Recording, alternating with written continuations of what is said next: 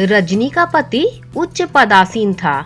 वह शादी के 10 वर्ष बाद ही हृदय गति रुकने से परमात्मा को प्यारा हो गया।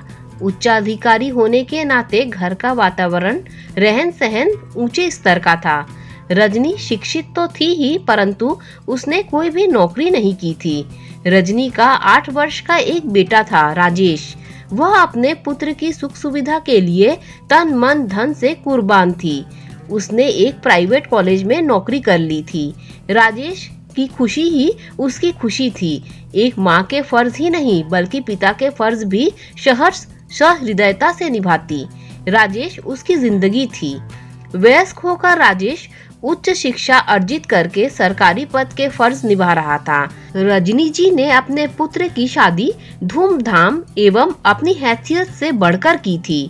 राजेश की पत्नी सुंदर व सुशील थी। वह भी सरकारी पद पर कार्यरत थी। लगभग 1 वर्ष के पश्चात रजनी जी के आंगन में पोते की आमद ने खुशियों के वंदनवार सजा दिए। रजनी की खुशी अंबर को छूने लगी।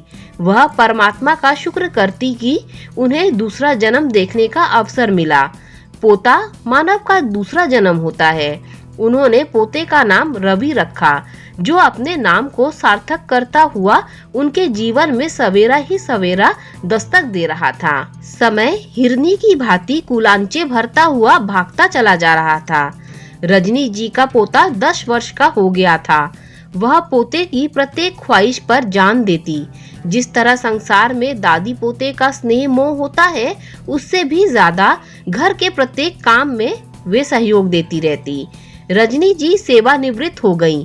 वे वृद्ध होने के बावजूद भी घर बाहर के अनिवार्य कार्यों के लिए हाथ बटाती न थकती।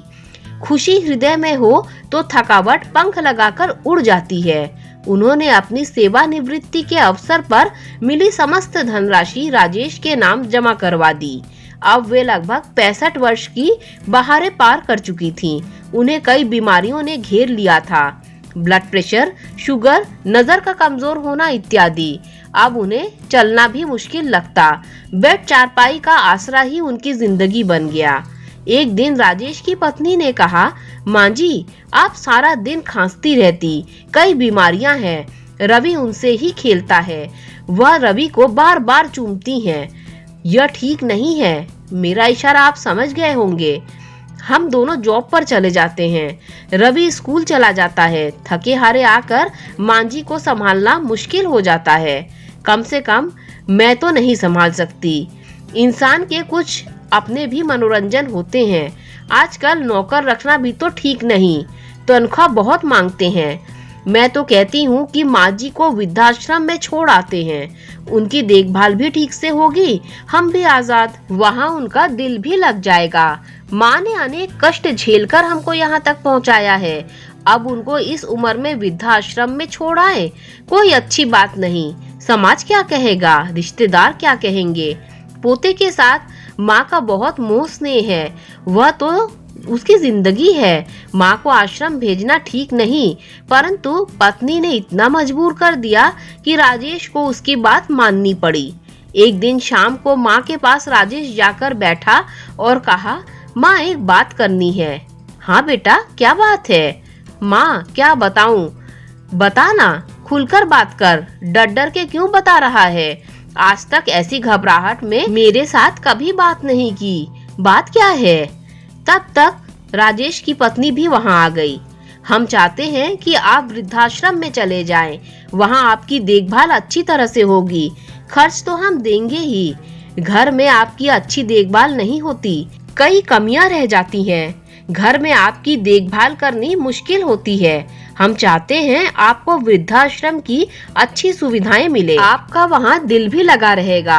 आपको वहाँ मिलने आते रहेंगे। माँ ने हंसते हुए कहा, अच्छा, मुझे कोई ऐतराज नहीं है। ठीक है। माँ की डबडबाई आंखों से जैसे धुआं निकल रहा हो। उन्होंने चारों ओर देखा, पुत्र, बहू, पोते की ओर देखा और नजरें नीचे करते हुए खून के आंसू कलेजे में बहाती चली गई। शायद अपने पति की याद में, जैसे पति हिम्मत और धैर्य की शक्ति दे रहे हों। आज शनिवार है तथा सोमवार को हम आपको आश्रम में छोड़ आएंगे। आपकी तैयारी भी कर देते हैं। रजनी पति को याद करके गुमसुम सी हो गई। पुत्र वधू की खुशी और सांस के आंसू, दो विपरीत दिशाओं का वर्तमान एक इतिहास को रचने जा रहा था। रात बिस्तर पर पड़ी रजनी जी सोच रही थी कि काश आज पति जिंदा होते तो मेरी ओर कोई आंख उठाकर देख भी नहीं सकता था। यह घर मेरा होना था जो आज मेरा नहीं। मेरा तो कुछ भी नहीं है आज यहाँ। वह मन ही मन सोचने लगी, बेटे बहू से तो दूर हो सकती हूँ, परंतु पोते से दूर जाना मौत के जैसा है। वे सोचने लगी, परमात्मा कौन से जन्म का बदला ले रहा है मुझसे। जीते जी सब कुछ खो रहा है। माता पिता बच्चों को संस्कार दे सकते हैं, प्यार दे सकते हैं, शिष्टाचार सिखा सकते हैं, परंतु व्यवहारिक जिंदगी तो बच्चे स्वयं ही अपने आप से, समाज से ही सीख सकते हैं। यह जरूरी नहीं कि व्यवहारिक तौर पर शिक्षित बच्चे अच्छे हों। सोमवार को वे रजनी जी को वृद्धाश्रम में छोड़ आए। पोता गुमसुम था, जैसे उसका कोई कीमती प्यारा खिलौना गुम हो गया हो। कुछ बोल नहीं रहा था।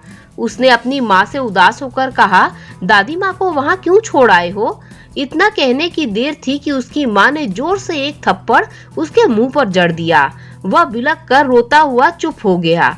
दादी माँ के जाने से जैसे उसकी दुनिया लुट गई हो। रजनी अब वृद्धाश्रम में रहने लगी। वहाँ वह सुबह शाम मंदिर में जाती, अपने पोते के दर्शन कृष्ण भगवान की मूर्ति में करने के लिए कृष्ण भगवान की मूर्ति को प्यार करती, देख देख कर रोती, पूजा अर्चना करती, अपनी ममता उड़ेल देती। आश्रम में रहकर उन्होंने धार्मिक प्रवचन शुरू कर दिए थे। उच्च शिक्षित होने के कारण धार्मिक ज्ञान बहुत था। सारा आश्रम उनका श्रद्धालु बन गया। कभी कभी जब बेटा बहू और पोता मिलने आते तो वे पोते की दबी हुई भावनाओं को समझती, परंतु चुप रहती, पोते से दूरी बनाकर रखती थी। कहीं मोह ममता उसकी उदासी बनकर उसकी सेहत तथा पढ़ाई का नुकसान न कर दे। जब पोता चला जाता तो वे कमरे में अकेले बैठकर रोती रहती। इस वृद्धाश्रम में कुछ वर्ष ही गुजरे थे कि रजनी एक बार सख्त बीमार हो गई। उन्होंने वृद्धाश्रम की प्रभारी महिला को विनय करते हुए कहा, मैं अपने बेटे से मिलना चाहती हूँ। बेटे को फोन पर संदेश दे दिया गया, राजेश, आपकी माताजी सख्त बीमार है, आपको मिलना चाहती हैं। राजेश ने कहा, आज बुधवार है, मैं छुट्टी वाले दिन रविवार मिलने आऊंगा। रविवार राजेश अकेला ही माँ को मिलने के लिए आया।